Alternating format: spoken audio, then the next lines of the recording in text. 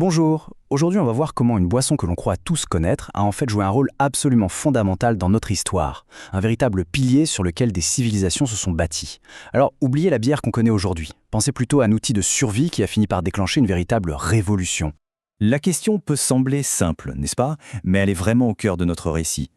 Dans un monde qui ne connaissait rien aux microbes, où les villes en pleine expansion devenaient de vrais pièges sanitaires, la réponse a littéralement sauvé d'innombrables vies.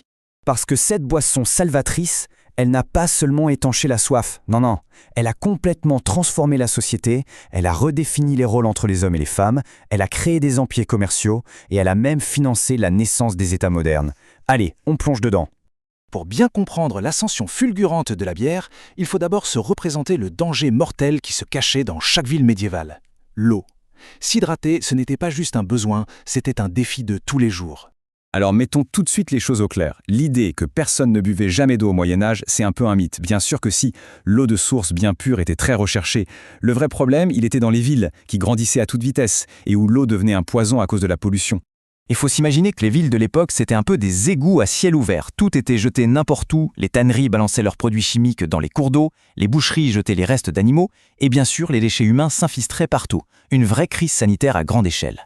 Pour que ce soit bien clair, un chiffre: 900 000. C'est le nombre de litres d'excréments qu'une ville modeste de 10 000 habitants produisait chaque année. Et tout ça finissait bien souvent par contaminer l'eau des puits. Face à ce désastre sanitaire, une solution, un peu par hasard, a commencé à s'imposer. La bière, ou plutôt ce qu'on appelait la cervoise à l'époque, n'était pas qu'une simple boisson. C'était une véritable technologie sanitaire.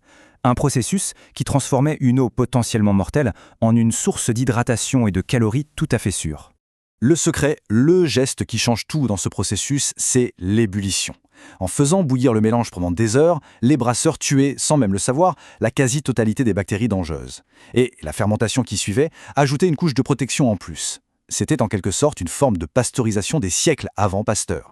Et qui étaient ces pionnières de la santé publique? Eh bien, c'étaient les femmes. Les alewives, comme on les appelait en Angleterre, ou tout simplement les brasseuses, dominaient complètement cette activité domestique. C'était une extension de leurs tâches ménagères, mais qui leur donnait un pouvoir économique et social assez rare pour l'époque.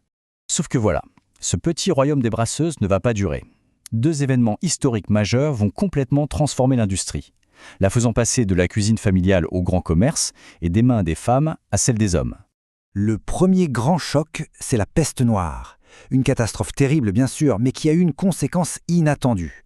En décimant la population, elle a fait monter le niveau de vie des survivants. Et ces survivants demandaient des produits de meilleure qualité, fabriqués de façon plus professionnelle. Le petit brassage domestique ne suffisait plus. La transition est radicale. On passe d'une micro-activité gérée à la maison par les femmes pour arrondir les fins de mois à une véritable industrie qui demande beaucoup d'argent, des locaux spécifiques et un accès au réseau de commerce. Et toutes ces ressources, à l'époque, étaient largement contrôlées par les hommes à travers les guildes. Le deuxième grand changement, il est technologique. C'est l'introduction d'un ingrédient, une simple plante, qui va transformer une boisson de nécessité locale en une marchandise internationale et très rentable. Avant le houblon, pour parfumer la cervoise, on utilisait du gruit. C'était un mélange d'herbes qui donnait du goût, mais qui ne conservait pas du tout la boisson. La cervoise tournait en quelques jours à peine. La production devait donc rester très locale et la consommation très rapide. Un vrai frein pour le commerce. Et là arrive le houblon. Et c'est une révolution. Pourquoi?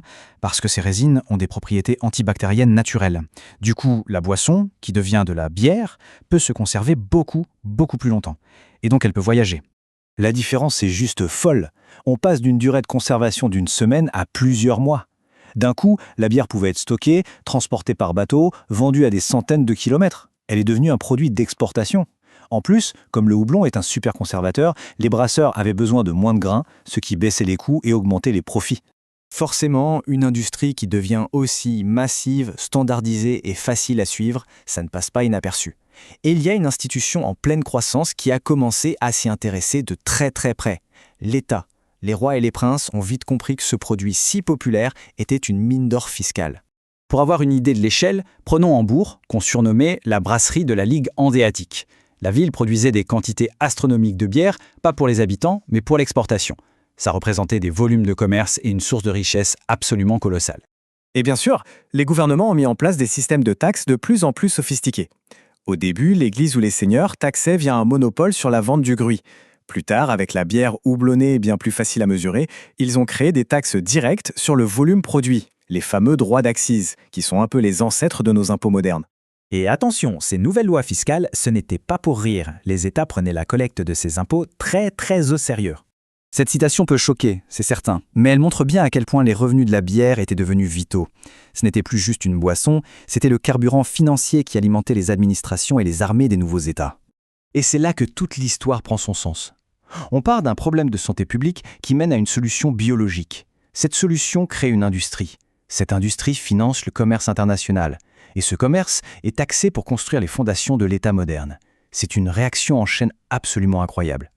Ce qui nous amène à une dernière pensée. L'histoire de la bière nous montre comment des solutions à des problèmes du quotidien peuvent avoir des conséquences immenses et totalement imprévues. Alors la prochaine fois que l'on observera une innovation qui nous semble toute simple, il faudra peut-être se demander quelle révolution est-elle en train de préparer ?